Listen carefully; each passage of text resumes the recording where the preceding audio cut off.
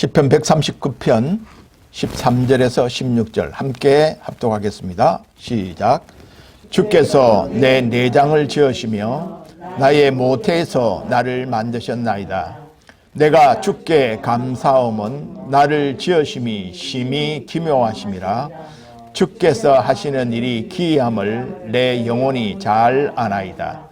내가 은밀한 데서 지음을 받고 땅의 깊은 곳에서 기이하게 지음을 받은 때에 나의 형체가 주의 앞에 숨기지지 못하였나이다. 내 형질이 이루어지기 전에 주의 눈이 보셨으며 나를 위하여 정한 날이 하루도 되기 전에 주의 책에 다 기록이 되었나이다. 아멘. 하나님의 놀라운 작품, 이런 제목으로 하나님의 말씀을 함께 나누겠습니다. 여러분, 우리 인간과 동물의 근본적인 차이는 어디에 있을까요? 요즘 반려동물들을 키우는 분들이 많습니다. 그 가운데는 특별히 이 키우는 반려동물들을 가족이라고 생각하고, 그 개나 고양이나 뭐 다른 이 동물들을 칭하면서 내 새끼, 엄마야, 아빠야 이렇게 부르는 사람들이 굉장히 많습니다. 이것만 보면 반려동물들의 위상이 사람의 위치에까지 이렇게 이르렀다, 그렇게 보여지죠. 잠도 같이 자고 밥도 같이 먹고, 심지어 부자들의 집에서 생활하는 이 동물들은 인간보다 더 나은 대접을 받고 있는 것이 현실입니다.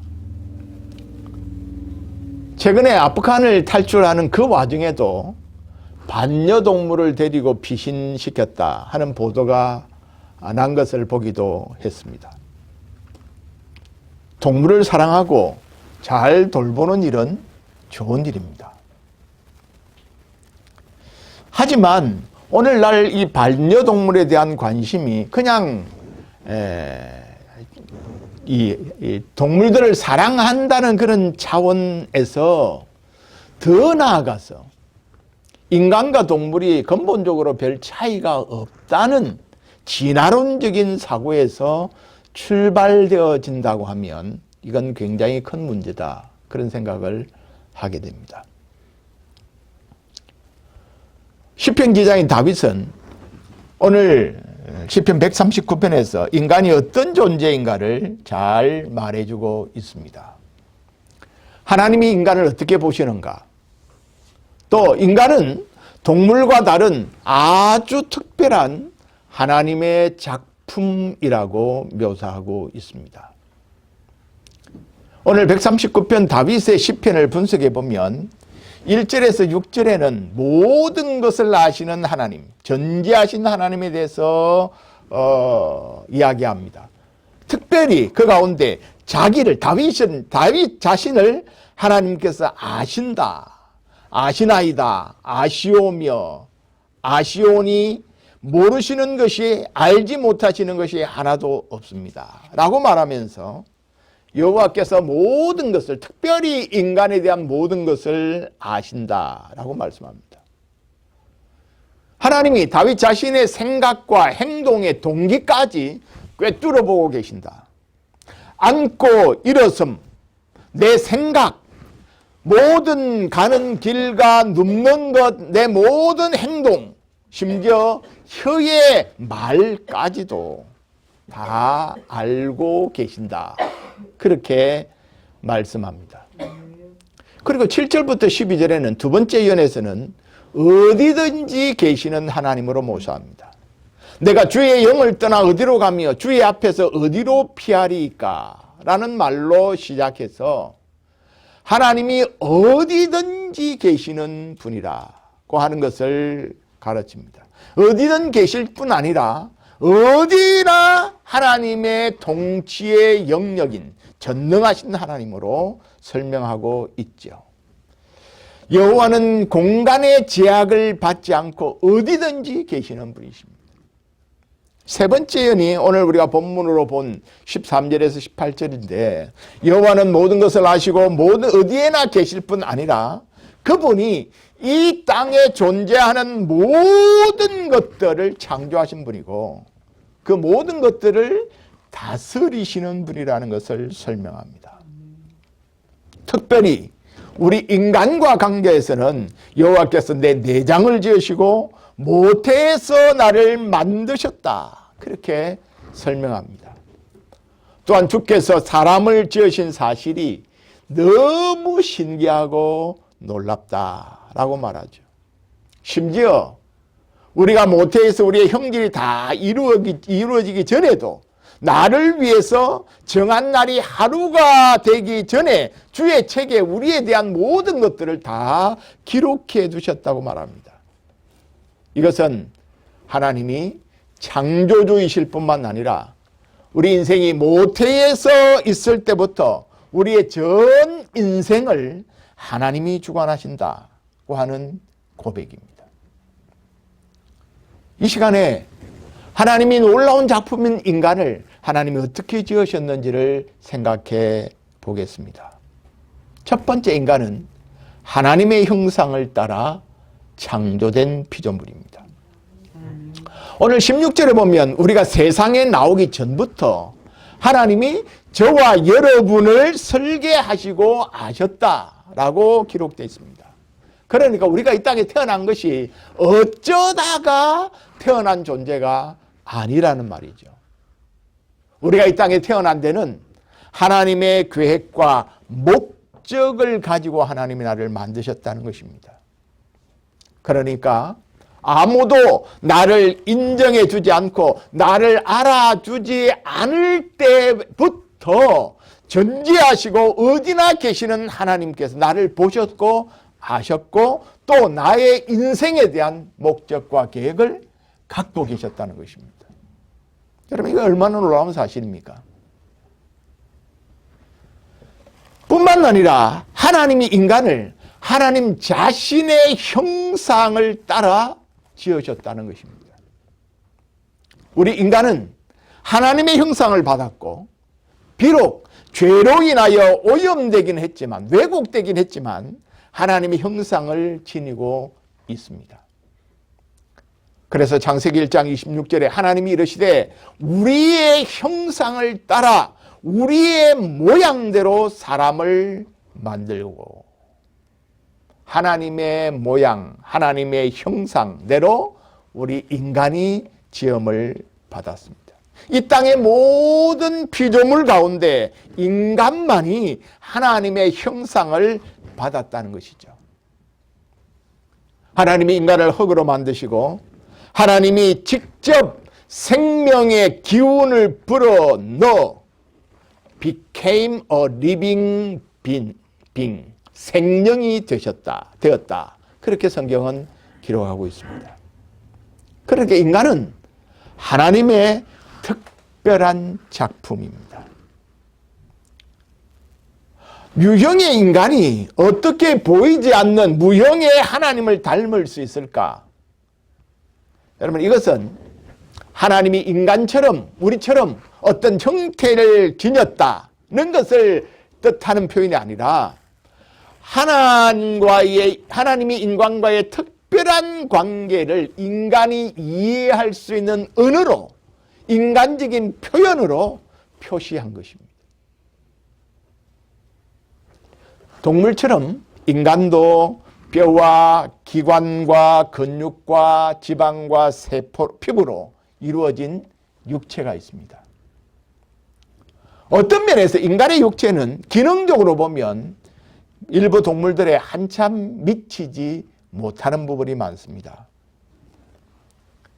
여러분, 말은 우리보다 힘도 훨씬 좋을 뿐 아니라 훨씬 빨리 달릴 수 있습니다.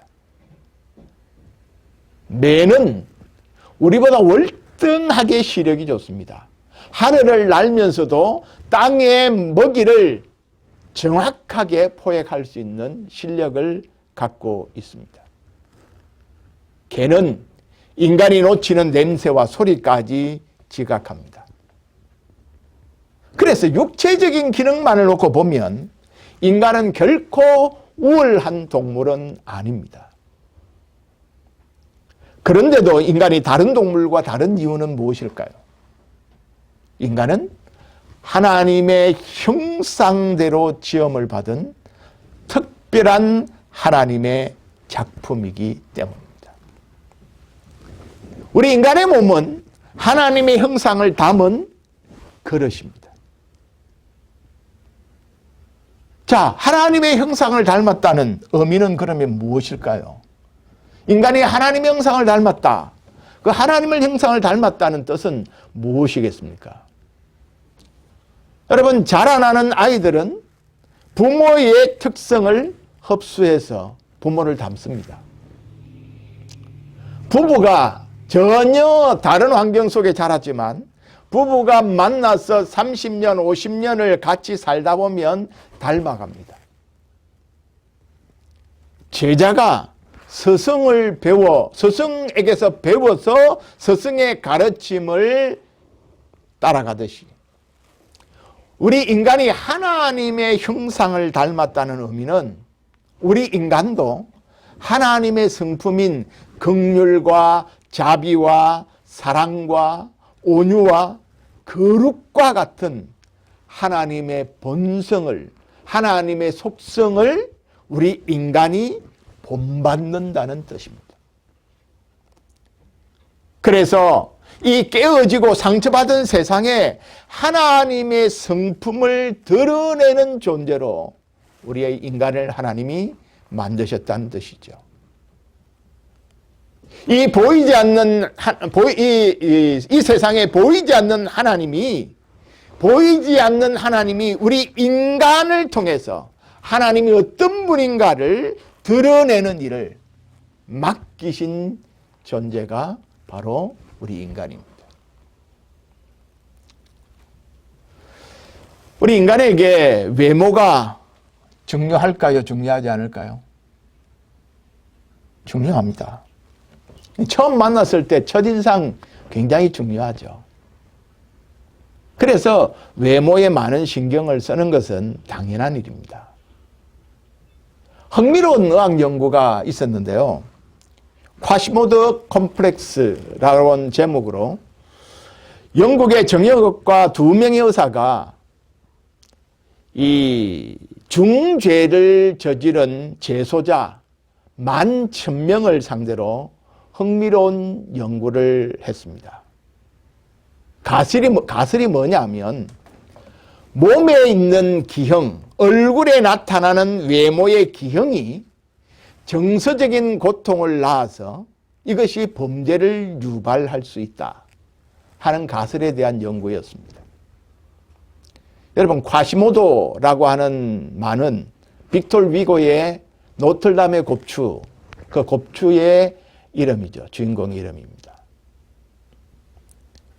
저널에 따르면, 그 연구에 따르면 전체 성인 가운데 약 20%가 수술로 교정이 가능한 안면 기형을 갖고 있다는 것입니다.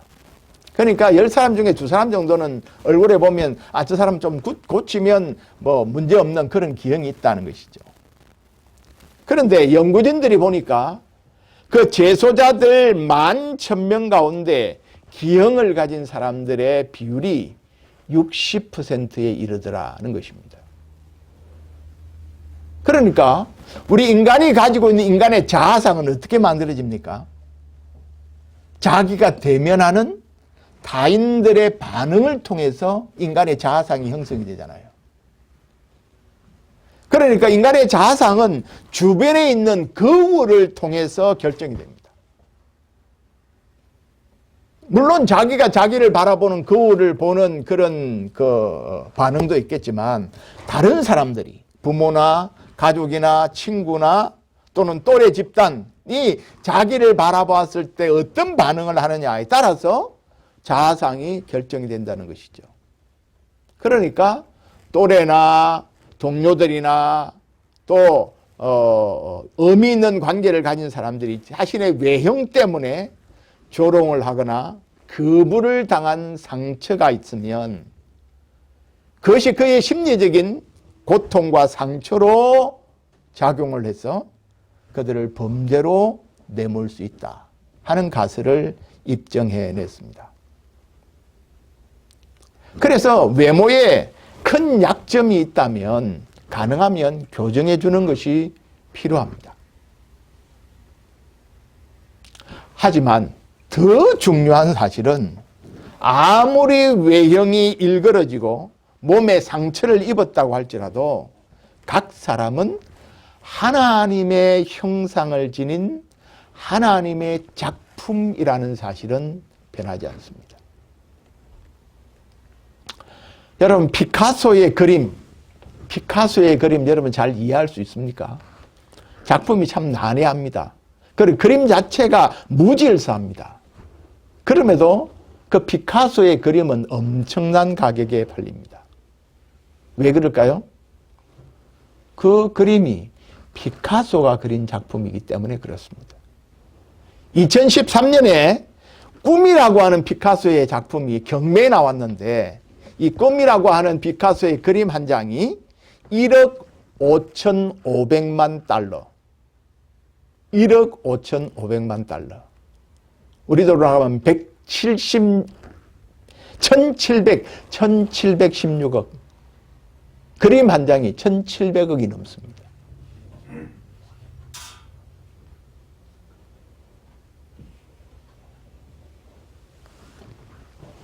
여러분, 우리 인간이 소중한 이유는 무엇 때문일까요? 우리 인간이 갖고 있는 외모나 기능 때문이 아니라 우리 인간이 하나님의 작품이기 때문입니다. 오늘날 지나치게 외모로 사람을 판단하거나 기능으로 그 가치를 매기는 것은 하나님의 형상을 왜곡하는 일입니다. 우리 자신이 거주하는 장소인 물리적인 몸 내지 껍데기에 과도하게 집착하다 보면 사람의 내면에 있는 참된 자아를 보는 안목을 잃어버릴 수 있다는 데 문제가 있습니다. 그래서 우리는 늘 우리가 다른 사람을 볼 때 그 사람의 모습에서 그 사람의 외형이 어떠냐, 그 사람이 얼마나 기능적이냐 라고 하는 것을 따지기 이전에 제일 먼저 보아야 할 게 뭡니까? 하나님의 작품이구나. 하나님의 형상이라는 것을 제일 먼저 보아야 합니다. 테레사 수녀가 캘커타에서 죽어가는 그린들의 얼굴을 바라보았을 때 나는 그의 얼굴에서 예수님의 얼굴을 보게 해달라고 기도했습니다. 그래서 내가 그리스도를 섬기는 것처럼 그 그린을 섬길 수 있게 해달라고 기도했습니다. 아무도 돌보지 않는 버림받은 그들을 위해서 그가 한평생을 헌신할 수 있었던 것은 그들의 모습 속에 있는 하나님의 형상, 예수 그리스도의 얼굴을 볼 수 있었기 때문이죠. 또한 우리가 우리 자신을 바라볼 때도, 자기 자신을 바라볼 때도 외형이나 기능으로 인하여 자기를 평가하는 그런 습관을 멈추어야 합니다. 우리는 하나님의 형상으로 지음받은 존재이기에 나를 지으신 하나님의 성품, 하나님의 그 거룩하심을 우리의 삶으로 드러내는 것, 이것이 우리의 역할이요, 우리의 책임임을 늘 기억해야 합니다. 다른 사람을 바라볼 때든 자기 자신을 바라볼 때든 하나님의 형상으로 지음받은 존재요, 하나님의 성품을 드러내는 존재임을 잊지 말아야 한다는 것이죠. 두 번째, 우리는 신기하고 놀라운 몸으로 지음을 받았습니다. 오늘 시편 기자는 14절에 내가 주께 감사함은 나를 지으심이 심히 기묘하심이라. 하나님이 우리를 지으신 것이 심히 기묘하다. 여러분, 우리 몸의 구성 자체가 너무나 신비롭습니다. 여러분, 지금 소문을 이렇게 오므려서 귀를 한번 이렇게 덮어보십시오. 무슨 소리 납니까? 바람 소리 부듯이 물이 흐르는 듯한 소리가 나야 합니다. 납니까? 나야죠. 이것은 내 머릿속에 모세혈관에 피가 흐르는 소리입니다. 그런데 이 피 흐르는 소리가 계속 우리의 귀에 들리면 어떻게 되겠습니까? 그건 문제가 되겠죠. 들리지 않지만 피가 흐르고 있습니다. 우리 눈으로는 바라보게 하고, 코로는 냄새를 맡게 하고, 입으로는 미각을 느끼게 하고, 귀로는 들을 수 있게 하고, 촉각은 만지면 촉각을 느끼게 합니다. 여러분, 우리의 피부는 몸을 싸고 있는 우리 몸의 겉싸개입니다. 그런데 피부가 이 부위에 따라서 민감도가 다르죠. 발이나 손의 손바닥 같은 데는 아주 민감도가 둔합니다. 그러나 얼굴 같은 데는 민감도가 아주 민감하죠. 또 이 피부 때문에 추위와 더위에 적응하는 그런 능력이, 적응력이 나타나게 됩니다. 피부는 만리장성과 같이 보호벽을 형성해서 내부와 외부를 갈라놓죠. 우리 인체의 60% 내지 70%가 수분입니다.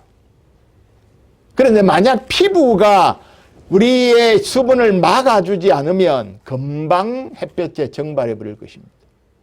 피부가 없이 여러분의 욕조에 들어가거나 수영장에 들어가면 죽습니다.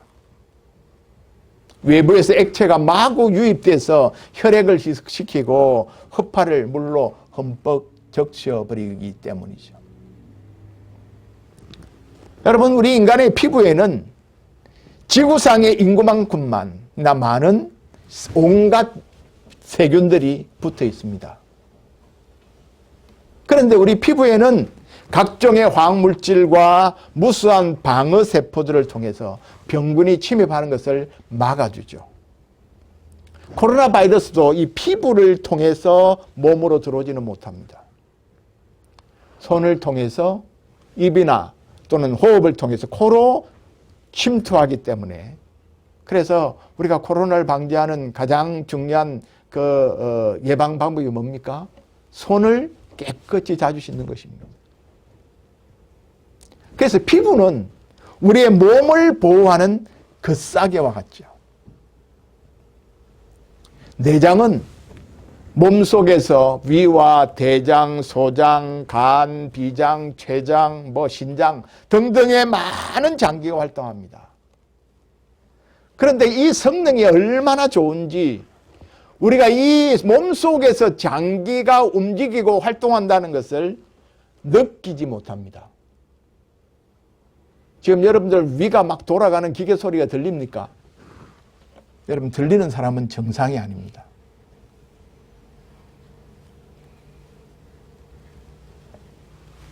쉼 없이 일하지만 우리가 그걸 느끼지 못해요. 그런데 이제 여러분, 우리 몸에 붙어 있는 모든 지체들은 있는지 없는지를 잘 몰라야 건강한 것입니다. 속이 쓰리다 이러면 벌써 문제가 생긴 거죠. 팔을 움직이면서 팔이 아프다 이러면 문제가 생긴 것입니다. 피는 생명의 수송관입니다. 몸속의 모든 살아있는 세포는 길이가 무려 10만 킬로미터가 되는 혈관에 연결되어 있죠. 전체 수송관의 한 부분이라도 고장이 나면 생명이 빠져나갑니다. 몸의 사령탑이라고 말할 수 있는 뇌가 피의 보급 없이 생존할 수 있는 시간은 5분에 불과합니다. 모든 육체가 피 공급 덕분에 살아가죠. 평생 동안 인간의 심장은 평균 25회를 뛰면서 영양분이 많은 피를 2억 리터 이상 한 번도 휴식 없이 계속해서 뿜어냅니다. 그런 기계가 어디 있습니까? 또한 생명의 연료인 산소의 공급이 없으면 인간은 역시 5, 6분을 견디지 못합니다. 산소라고 하는 연료가 있어야 생명이라고 하는 불이 계속 타오르게 되죠. 산소 공급이 끊어지면 어떻게 됩니까? 제일 먼저 손톱, 혀, 입술 주변부터 시작해서 실제로 사람이 파랗게 변합니다. 이렇게 사람의 색깔이 변하는 이유는 허파에서 공급되는 산소가 부족해서 피가 파래지기 때문에 그렇습니다. 평소에는 산소 덕분에 피가 진홍빛이죠. 허파는 하루 평균 약 17,000회씩 팽창했다가 수축합니다. 그래서 우리에게 산소를 공급해서 우리의 생명을 유지하게 만들어줍니다. 근육은 몸무게의 40%를 차지하는 600가지 이상의 근육은 몸속의 에너지를 사용해서 동작을 만들어냅니다.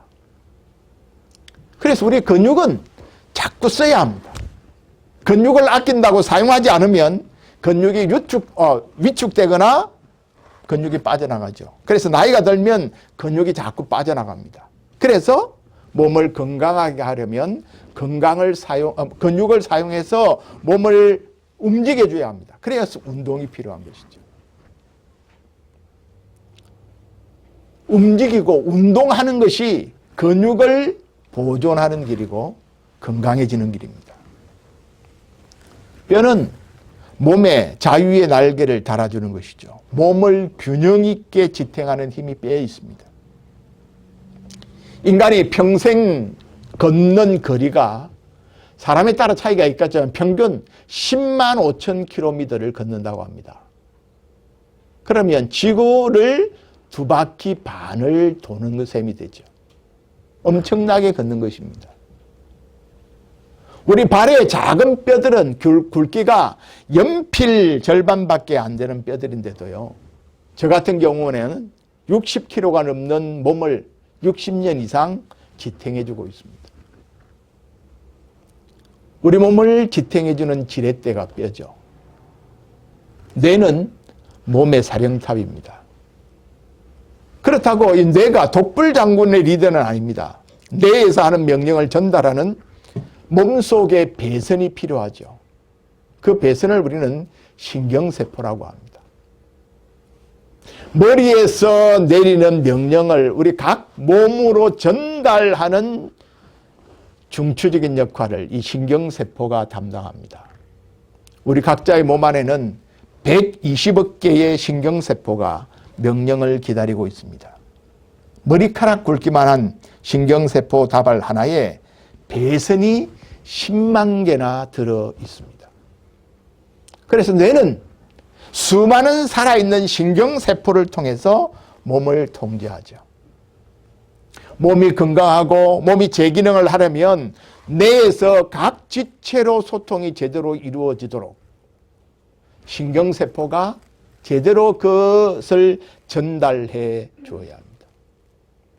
머리 따로 몸 따로 움직이거나 소통이 단절되면 치명적인 장애를 입게 됩니다. 그것이 우리가 보통 중풍, 알츠하이머, 치매라고 부르는 질병을 초래하게 되죠.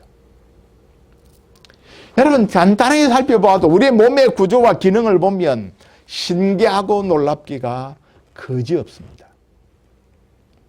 내가 주께 감사하오면 나를 지으심이 신묘막측하심이라. 심히 기묘하심이라. 여러분 우리 몸은 정자와 난자가 만나서 수정란을 이루고 그 수정란 하나의 세포에서 수십억의 혈구와 수백만의 간상세포와 원추세포를 비롯해서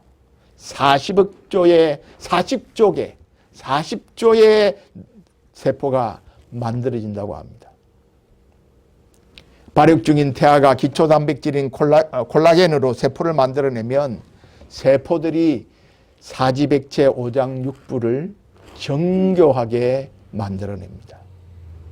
머리털, 피부, 손톱, 발톱, 내장, 힘줄, 연골, 혈관, 이것들을 놀랍고 정교하게 만들어내는 것이죠.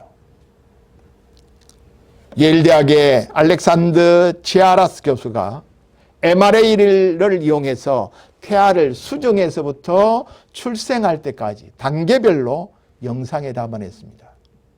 9개월간의 성장과 발육을 우리는 유튜브에서 영상물로 볼 수 있습니다. 그가 이렇게 말했습니다. 인체는 어찌나 완벽하게 짜여져 있는지 신에게서 기원했다고 보지 않기가 어렵습니다. 신기하게도 유전자 구조의 내부 기제마다 해당 신경세포가 정확히 어디로 가야 하는지를 지시해서 정확하게 몸을 만들어냅니다.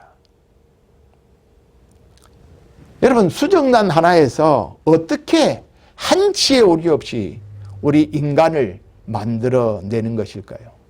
그건 신비하고 신성한 일이 아닐 수가 없습니다.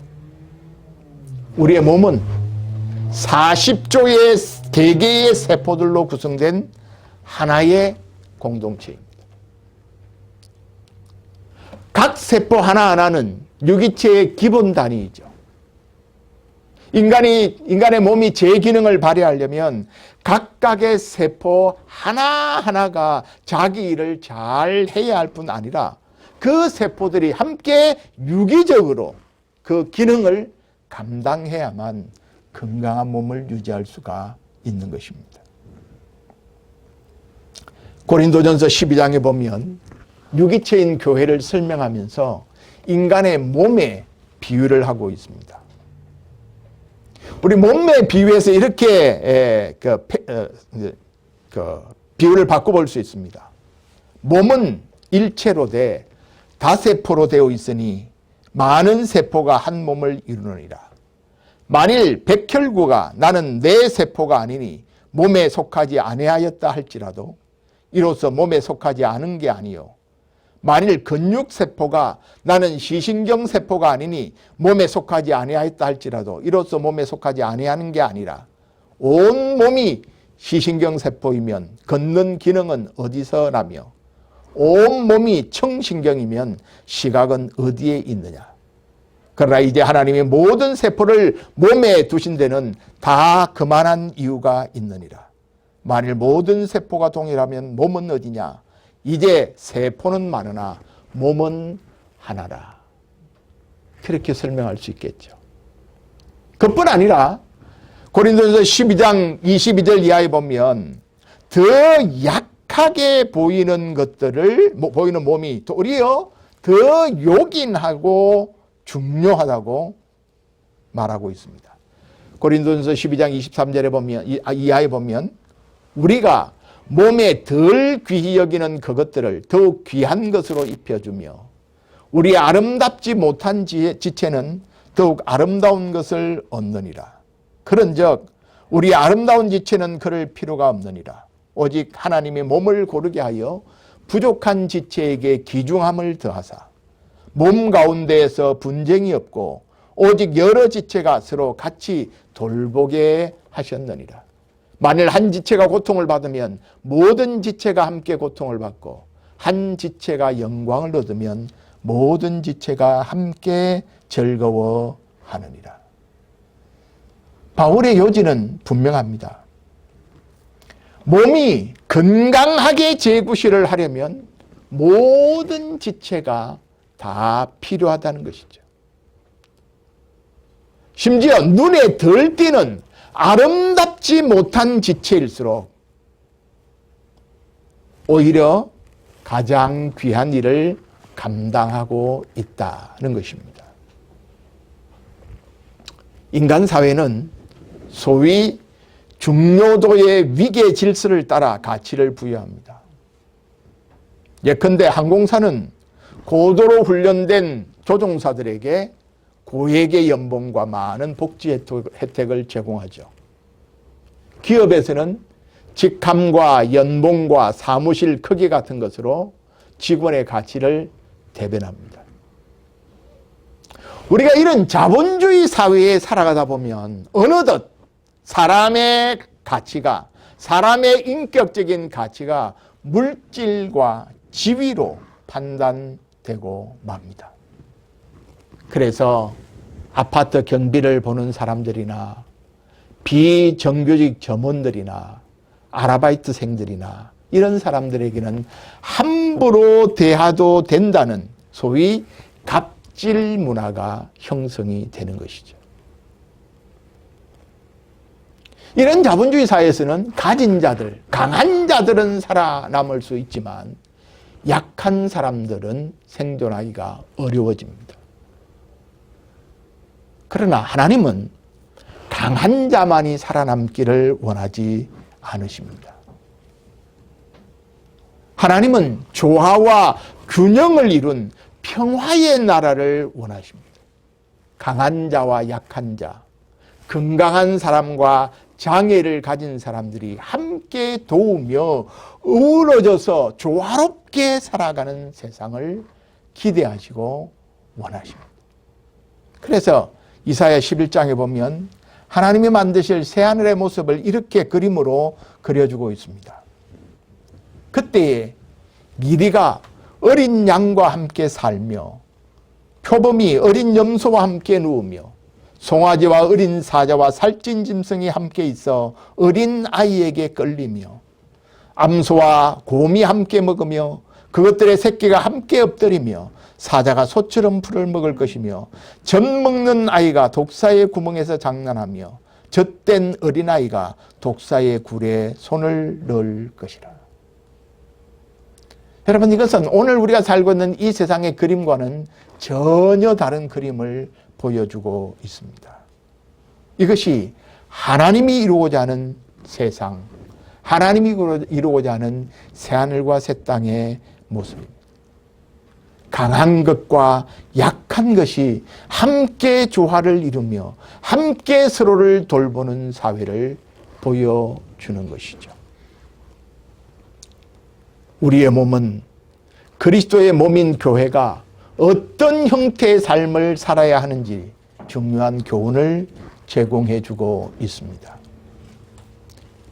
건강한 몸은 수십조 개의 세포가 각기 제목을 감당하며 또 서로 긴밀히 협력하도록 만들어져 있습니다. 모든 세포가 자기 기능을 잘하고 서로 긴밀하게 협력하게 될 때 사람은 건강하다는 삶을 살게 됩니다. 주님은 우리 교회를 자신의 몸에 비유하였기 때문에 그 기능 또한, 교회의 기능 또한 유사합니다. 우선 각자가 최선을 다해 자기의 역할을 잘 감당해야 합니다. 동시에 유기체로서 서로의 필요를 함께 채워가야만 합니다.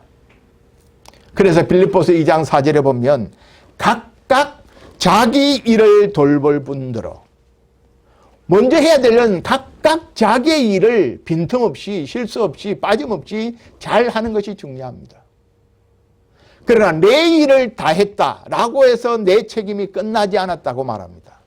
계속해서 이렇게 말합니다. 또한 각각 다른 사람들의 일을 돌아보아 나의 기쁨을 충만하게 하라. 주님이 교회를 볼 때, 하나님이 교회를 볼 때 하나님이 무엇을 기뻐하시느냐, 하나님의 기쁨은 어떻게 나타나느냐, 각자의 성도들이 자기의 일들을 잘 감당하는 것입니다. 거기에다가 플러스 다른 사람들의 일을 돌보아주는 것입니다.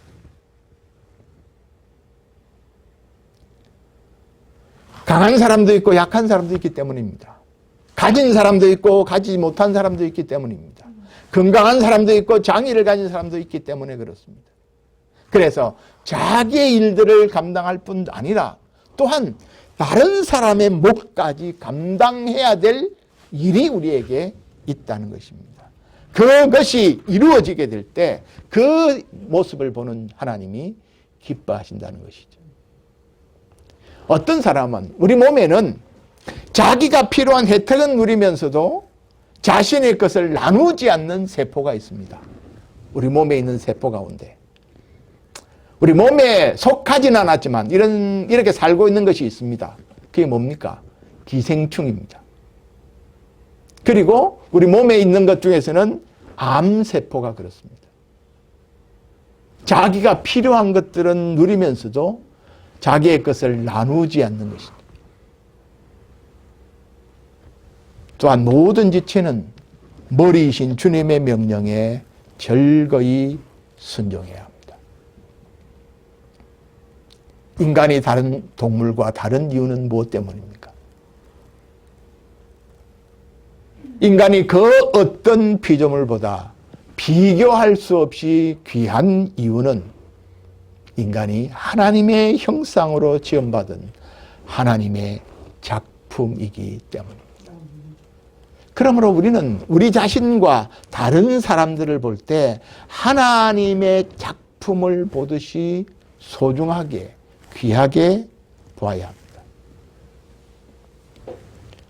인간은 하나님이 신기하고 놀랍게 만드셔서 하나님과 교제하고 하나님이 어떤 분이신지를 이 세상에 드러내는 사명을 가진 존재들입니다. 하나님의 속성을 우리의 삶을 통해서 하나님의 사랑과 하나님의 긍휼과 하나님의 용서와 하나님의 거룩을 이 세상 가운데 보여야 하는 존재들입니다. 하나님이 인간을 이렇게 신기하고 놀랍게 창조하신 궁극적인 목적은 무엇일까요? 하나님이 주신 몸으로 우리의 몸이 건강하든 병들었든 우리의 몸이 강하든 약하든 먹든지 마시든지 무엇을 하든지 하나님의 영광을 위하여 살게 하기 위해서입니다. 이 일이, 내가 하는 이 일이, 내가 생각하는 이 일이, 내가 하려고 하는 이 일이 하나님께 기쁨이 되고 하나님께 영광이 되는지를 우리는 생각하며 살아야 합니다. 우리는 하나님의 작품이기에 소중합니다. 사람들이 평가하는 외모나 내가 갖고 있는 기능과 능력에 의해서가 아니라 하나님의 작품이라는 사실 때문에 소중합니다. 우리에게 신기하고 놀라운 몸을 주신 하나님께 감사합시다. 그리고 우리의 몸을 잘 관리하고 살펴서 이 몸으로 하나님이 우리에게 주신 기회와 하나님이 우리에게 주신 이 땅의 삶을 사는 동안 하나님의 기쁨이 되고 하나님께 영광을 돌리는 삶을 살아가기로 결단하고 다짐합시다.